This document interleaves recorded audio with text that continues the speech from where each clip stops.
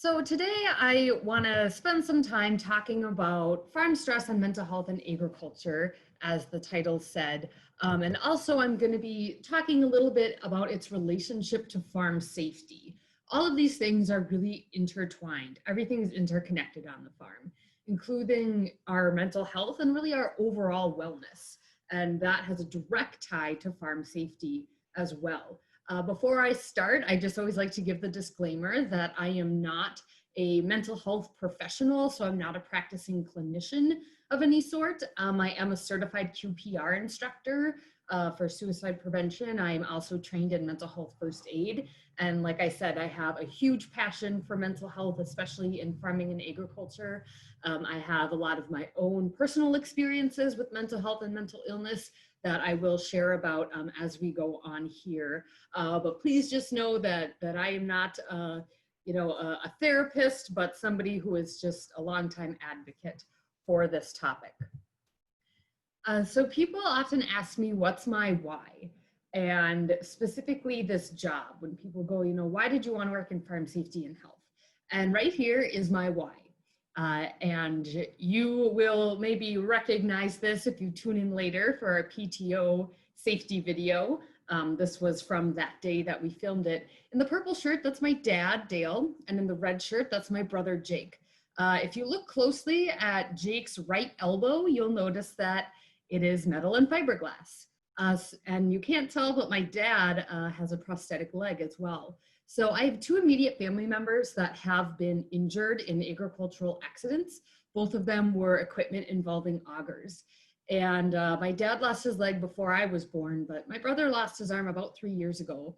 And I got to witness firsthand, not just the physical toll that an injury on the farm takes on the individual and their family, but also the emotional and mental toll that it takes really on everybody involved. My brother took the worst of it, and my dad was having a really hard time with that too. But even just as a family, we felt pretty hopeless, and it was just such a stressful time in our family. And so they are really my reason for doing what I do. And also, if you tune in at noon for our demos and discussion, the injured farmer that we're going to be talking to is actually my dad. So you'll get to meet him and hear a little bit more about his story and what he's learned from the experience losing a leg at the age of 19.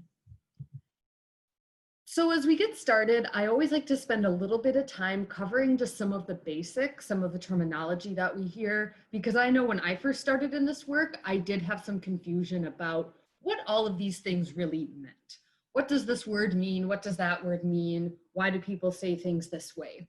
And I do know that there are a lot of misconceptions out there, or even I had some confusion about what these different terms really meant. So we're going to talk a little bit about well-being, and then mental health and mental illness. So for well-being, I always like to put this up as my example. This is an old school three-legged milking stool. And the reason I like to use this for my example of wellness, because our wellness, I think like this stool, two major components here. All right, so you have the seat and you have the legs. Starting with the seat, I want you to imagine that is you. So the seat really represents us, and more specifically represents our ability to handle our load. So our cognitive load, our physical load, etc. And if you think of a stool, that's the part that takes the load. So if you're sitting on it, or if you have a stack of books on it, whatever it may be. But you can't just have the seat sitting on the ground, or it's just a wooden disc on the floor. So you have the legs underneath it to support it. And for me, each of the three legs represents a different area of our health and wellness. Mental health and wellness, emotional health and wellness, and physical health and wellness. So when you think about physical health, that's most people know that one. That's eating right, getting enough sleep, being physically active, etc. Mental health and emotional health is where I was a little more confused about what the differences were between the two. So mental health is really all about your cognitive function and the way you take in and process information. And then mental health tag team partner is emotional health. And so emotional health is how you react and respond to the information you have processed. which is why people who are under stress or suffering from a mental illness may sometimes seem to act strange or have inappropriate responses to things. Because on the mental health side, as they're processing this information, there's something that's happening. I kind of refer to it as the information gets warped in some way. And so their response in their mind seems appropriate, but outwardly it may not seem that way. And also I want you to think about how all three of these legs need to be the same length and the same strength in order to really provide support. And again, this shows the interconnectedness between these three areas: physical, mental, emotional. We need to be attending to all of these areas to really be at our best. So for example, imagine, pick a leg and that's your physical leg. Say you don't get enough sleep at night. I used to be one of those people, I slept 3 or 4 hours a night. It was not good. And so imagine that physical leg that you picked out, imagine 1 inch was just cut off of it. All right, because physically I was still okay. I was healthy and I was still physically active, ate okay, that kind of thing. But I was really missing that sleep. So although I was upright, I was highly fatigued. And then that was impacting my mental health and impacting my emotional health as well. And also, if you think about 1 inch being cut off, 1 leg of a stool, the stool will tip, right? So like I said, I was still upright, but I wasn't all quite there. And so think about that too with this, is if we're not attending to all three of these areas, one of our legs is going to tip.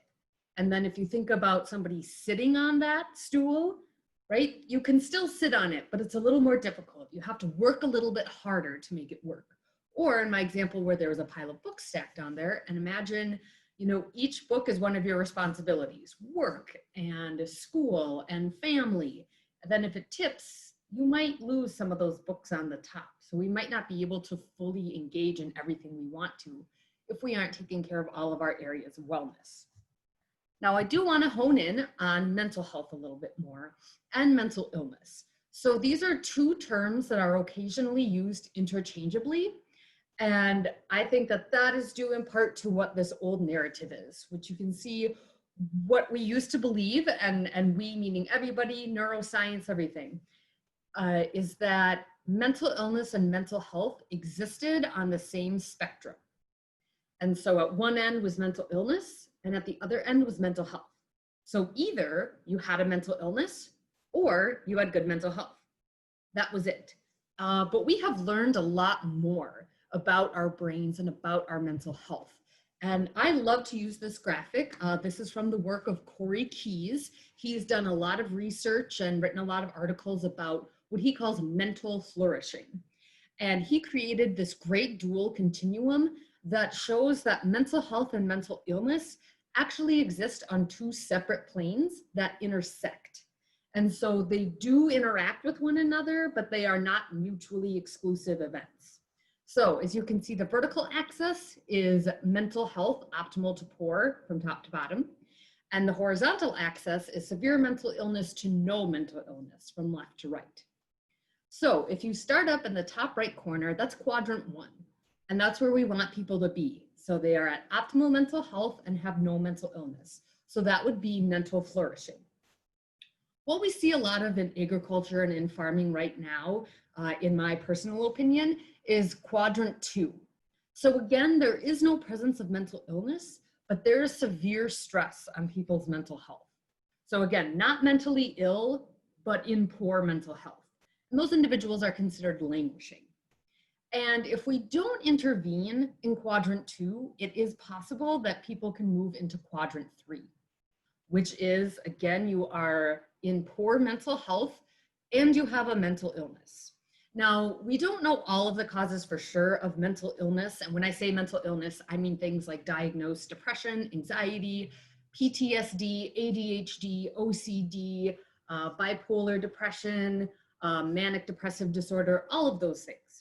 Those are mental illnesses. And what can happen, again, we don't know all the causes, but it can be due to, family history, other events in our life, or again, ignoring our mental health, and then we can develop mental illness. And I know this firsthand because that is what happened to me. And I spent a long time in quadrant 3 before I came to terms with it. Another thing about quadrant 3 is these people have a mental illness, and it typically is undiagnosed, or it has been diagnosed, but they are not doing anything to treat it.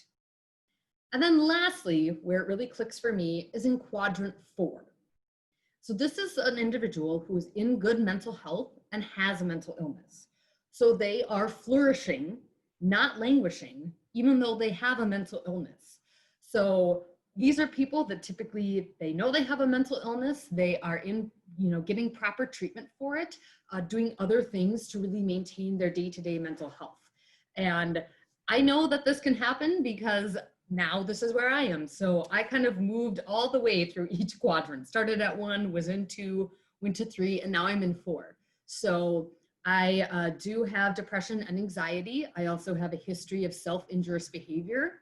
So right now my treatment for that includes intensive weekly therapy. I take a couple medications. I also put a really heavy emphasis on self-care.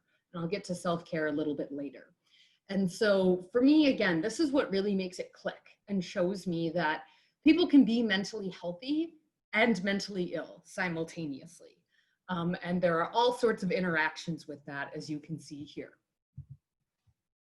So now switching gears a little bit more specifically to the nature of farm stress. And I'm going to breeze through these slides rather quickly, but there are a ton of stressors that can impact farmers, right? I think we hear a lot in the media about all the economic factors, interest rates, debt loads, prices, government regulations with global trade, tariffs, etc. Weather and disaster, so floods, tornadoes, fires, blizzards, hurricanes. And in disaster, I would include global pandemic in there as well. Also, long work hours, farm transition can be incredibly stressful on farm families.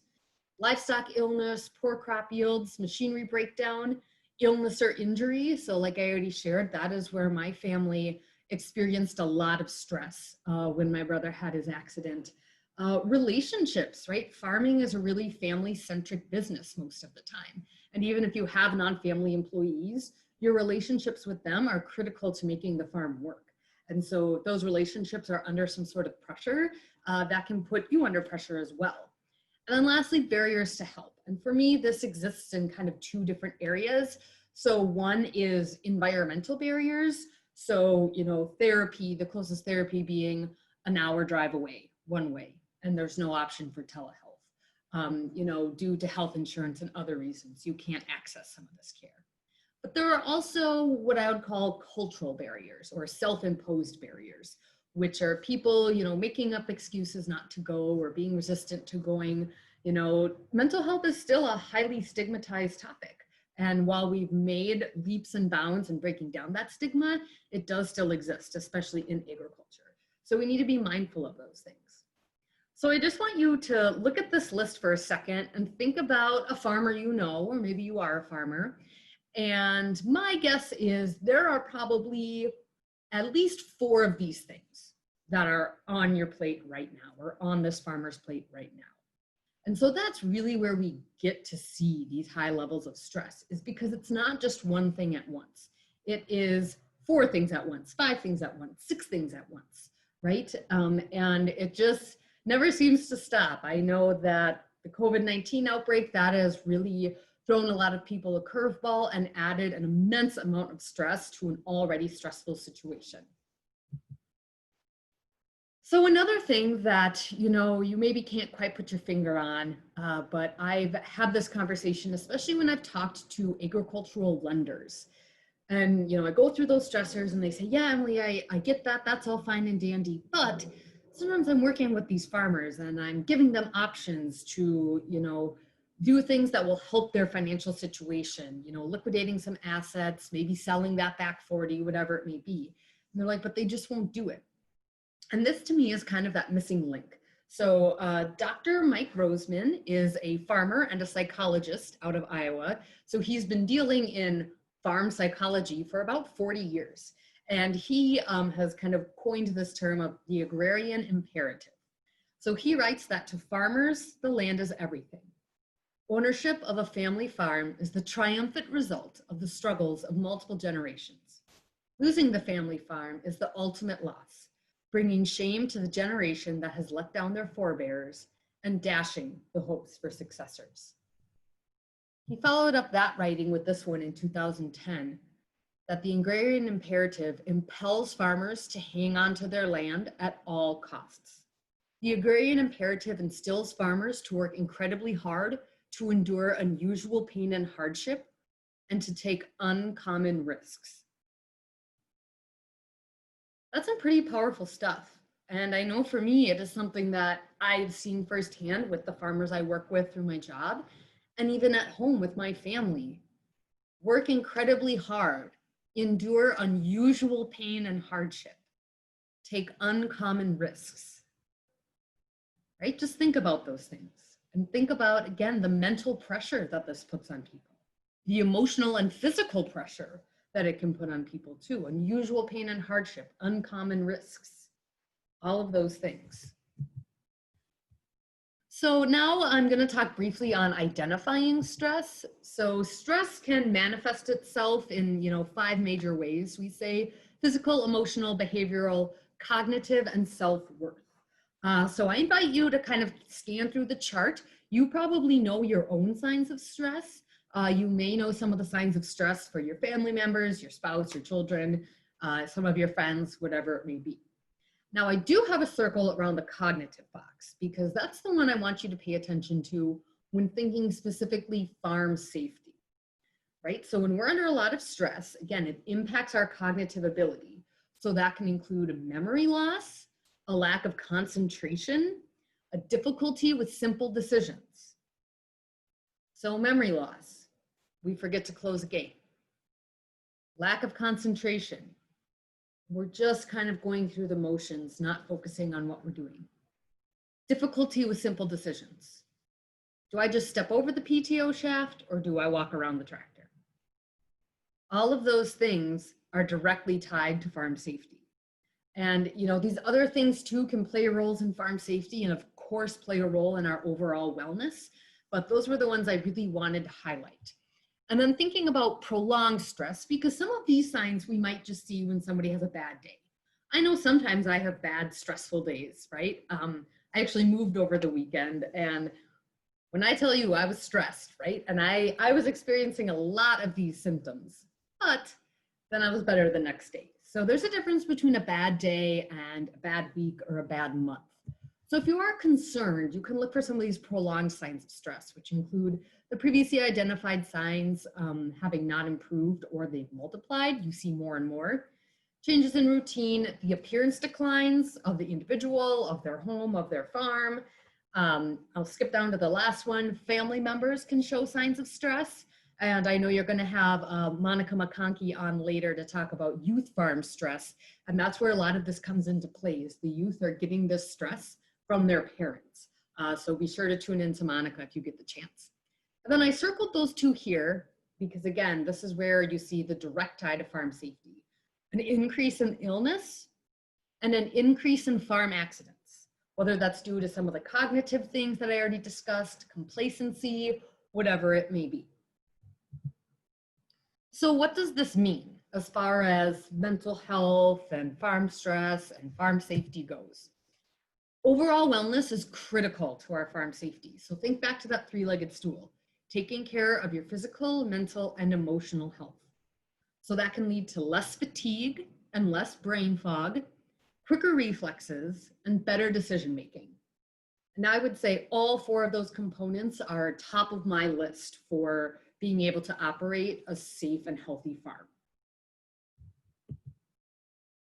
So I know I get this question a lot too about how to talk to people who are stressed or to talk to people that you're worried about.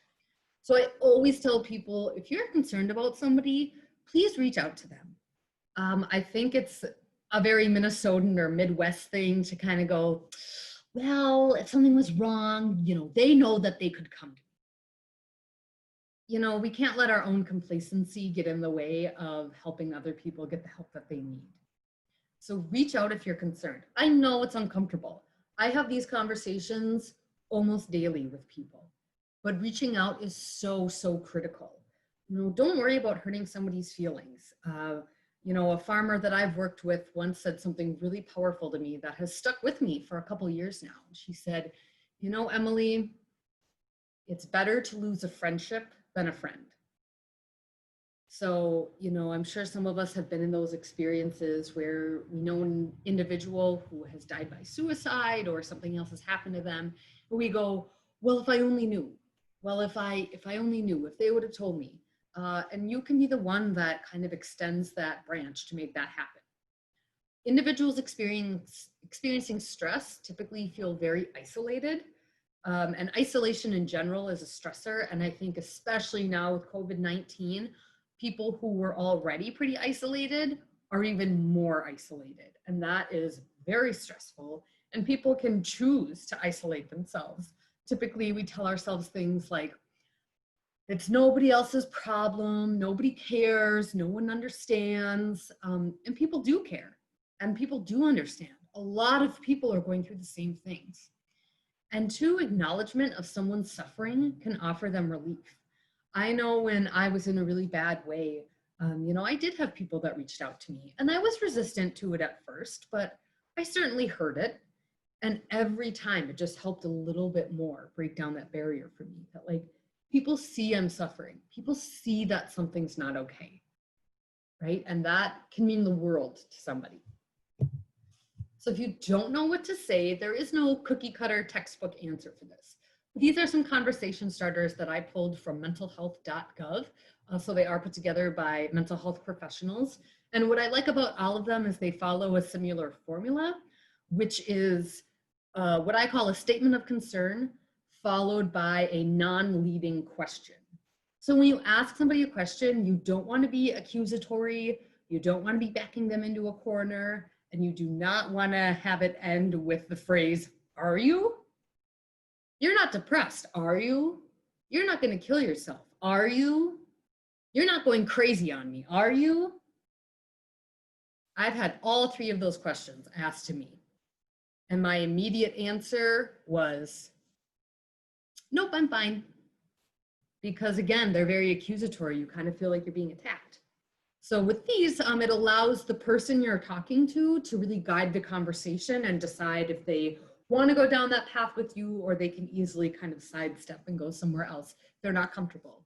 And even if they do that, just know that they did hear you and they do realize that you care. So the three conversation starters are, I've been worried about you. Can we talk about what you're experiencing? If not, who are you comfortable talking to? The second one is my favorite, and the one I use most often. I am someone who cares and wants to listen. What do you want me to know about how you're feeling? And this one really puts them in the driver's seat. They can tell you as little or as much as they want. And lastly, it seems like you're going through a difficult time. How can I help you find help? This one is especially good for people that feel like, well, I don't know what I could really do for someone. And again, just asking the question is what you can do. And even saying, how can I help you find help? You know, that tells them that, hey, I'm maybe not the right person, but I want to get you to the right person. So help me to help you do that. So all of these, I think, are really great ways that you can talk to people that you're worried about. I also like to talk briefly about self-care, which I teased earlier. You need to adjust your own oxygen mask. And if you've ever heard Meg Moynihan with the Minnesota Department of Ag speak, you know that that's what she says. Adjust your own oxygen mask. And I know that sometimes it seems easier to just dive into helping others. And that's a really common way for people to kind of hide or mask their own pain. And that's exactly what happened to me. I was so worried about everybody else's mental health that mine had slipped completely through the cracks, right? I had not adjusted my own oxygen mask. It was like over tangled in my ear or something. So you have to take care of yourself. You can't pour from an empty cup. And you can do this by practicing intentional well-being. And all of these things too are self-care. And I know we hear self-care, it's a popular buzzword right now. And I know that for a lot of people, they go, what is this thinking? And I will say that self-care is any, purposeful act that you make to take care of yourself. So anything you do to take care of one of those three legs on your stool, physical, mental, emotional health. That is self-care, which, you know, is when you think about it, pretty simple. And it's not a singular event. It is a decision that you make every day.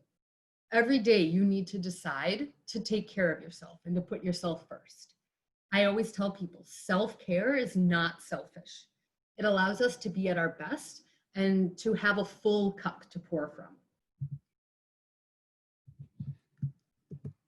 So some strategies to promote wellness can be deep breathing exercises, doing meditation, reflection, or grounding, having a positive mindset and positive self-talk. So just a quick example, instead of saying, oh, I have to drop the kids off, and then I have to get groceries, then I have to pick them up, then I have to make dinner, you can say, you know, I get to pick my kids up. I get to make them dinner. I get to go grocery shopping for them. You know, just those little things we can do to really tweak the way we see the world can help. Also physical activity. I know that this is a hard one for farmers because they already are so physically active, but I really encourage people that you need to have something you do for yourself that's outside of farming.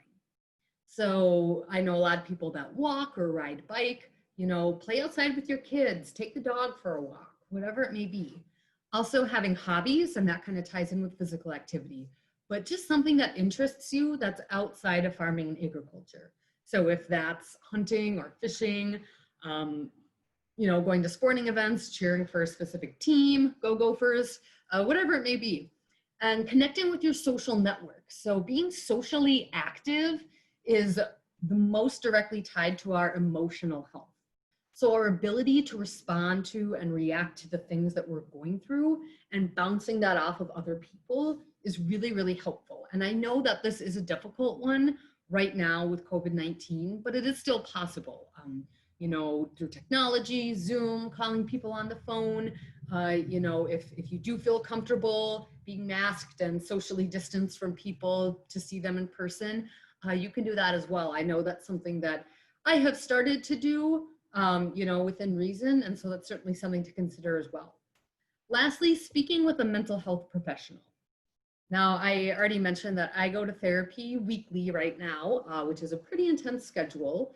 Well, I have a standing weekly appointment, and then I can also contact her as need be. And I know a lot of people think, well, you know, mental health professionals or shrinks or therapists or counselors or whatever you want to call them. You know, they go, well, that's for people who really need help, or that's for crazy people, or that's for people like X, Y, or Z. And seeing a mental health professional, in my mind, is for anyone and everyone. Even if you feel like you're mentally healthy and you feel like you're okay, you can still go see somebody. I know a lot of people that go, yep, I just go, you know, once a month or once every 2 months for a kind of a mental and emotional tune-up.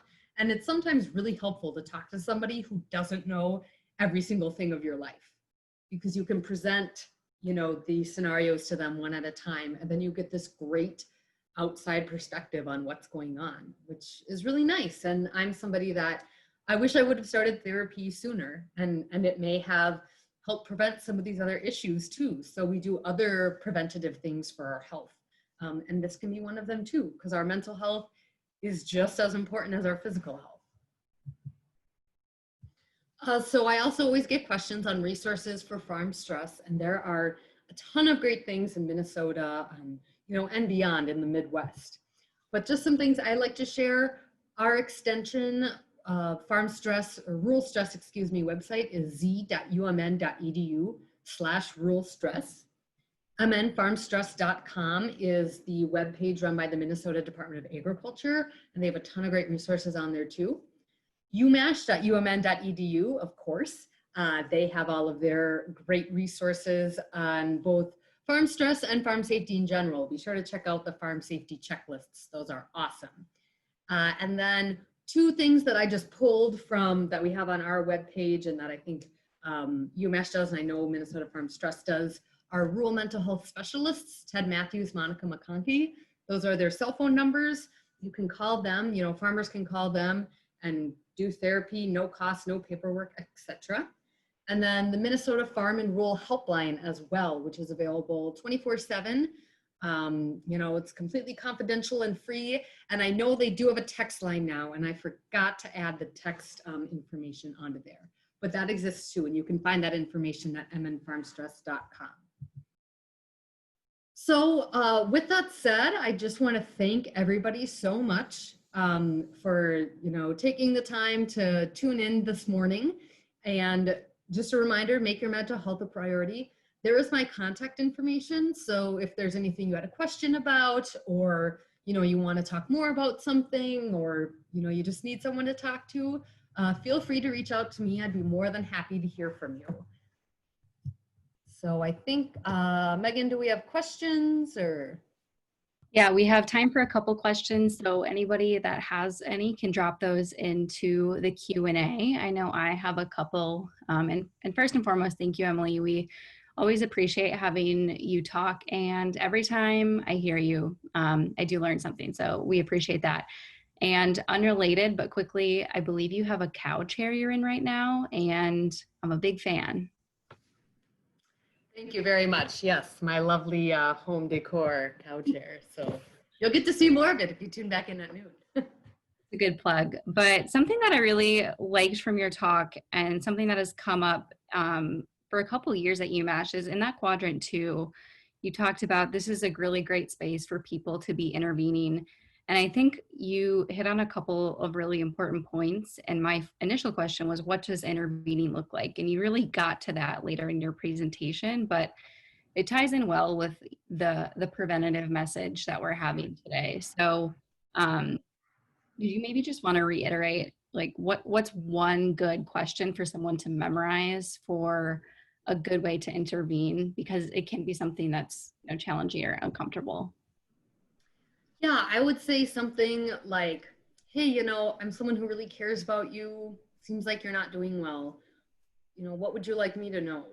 Or, you know, how can I help you find help? Just something like that. Like I said, kind of make a statement of concern that really acknowledges that they're going through something, and then ask them a question that allows them to kind of guide how they want help or how they explain to you what they're going through. Yeah, intervention is key. And I always remind people that we all play a role in mental health, both our own mental health and the mental health of those around us. And so we really, you know, we can't stand by and become complacent. You know, mental health to me is really about community and social connectedness. And so, yes, that intervention is really key. Yeah, I think that's something that we've all really learned more and more, especially in a pandemic, is how important our social networks are and how important that community factor is. So I appreciate that you constantly bring that up. Something else that I thought would be great to hear is something that really sticks out with me is that quote shared about how in the agrarian lifestyle we endure, you know, unusual pain and hardship or take uncommon risks. Are there any success stories that you know feel like you want to share about how either like behaviors are changed or perceptions have changed with folks, you know, as you've been doing this work? Yeah, you know, that's a great question. I don't want to dive too thick into the weeds here, but I have been working with some colleagues on revising a chapter from Pauline Boss, who's a family social scientist, on ambiguous loss in farm families. So ambiguous loss, simply put, is when, you know, what we feel as an emotional loss and what we feel as a physical loss maybe aren't always connected. And so, for example, if somebody were, my own family is an example, you know, we were dairy farmers for 3 generations, and my dad sold the milking cows in April of 2018. And so there was this ambiguous loss there because my dad is still on the farm, my brother still farms the land, but there are no cows, right? Vacuum pump has gone silent, the barn is overrun by cats. And so that was a hard thing, I think, most especially for my dad. And we can maybe get into talk about that a little bit during our noon session. But it was hard for all of us. So kind of that ambiguous loss piece of going, I don't really know how to express this pain because I don't really know what this loss all entails either, or what it really means for me. And so I think that taking a closer look at that can be really helpful for people, and really being able to name what they're going through and going, yep, like this is an ambiguous loss, or even just saying this is a loss and this is hard. And that's kind of where that behavior change comes in, is being able to be honest and do, you know, what I call like the gut check of like, what's actually happening? How am I actually feeling? And being honest with yourself and knowing that it's okay to not be okay. You'll hear that so often from mental health advocates, and it is so true. We're not going to be perfect 100% of the time, and that's okay. You know, like I said, I have my bad days. We don't always feel well.